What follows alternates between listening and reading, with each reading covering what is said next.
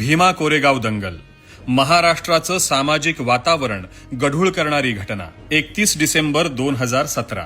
दंगलीच्या ठीक एक दिवसापूर्वी डाव्या विचारांच्या समाजकंटकांकडून पुण्यात एल्गार परिषदेचं आयोजन करण्यात येतं. ह्या समाजकंटकांच्या टोळीत अर्बन नक्षल उमर खालिद, जिग्नेश मेवाणी, सोमय्या गुहा, रोना विल्सन आणि आनंद तेलतुंबडे सारख्या हिंदुत्व विरोधी पिलावळी सामील होतात. एल्गार परिषदेच्या मंचावरून भडकाऊ भाषणं दिली जातात आणि 1 जानेवारी 2018ला भीमा कोरेगावची दंगल भडकते.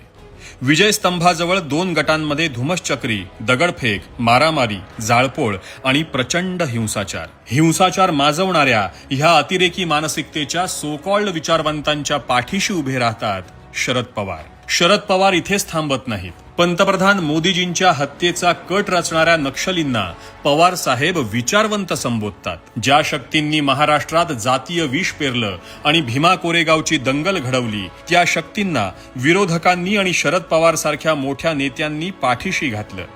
आज मराठा आणि दलितांच्या हिताचा बाऊ करणाऱ्या महाविकास आघाडीनं भीमा कोरेगाव सारख्या दंगलीचा कट रचून हजारो दलित आणि मराठ्यांच्या पोरांना धंद्याला लावण्याचं काम केलंय. अजूनही वेळ गेलेली नाही.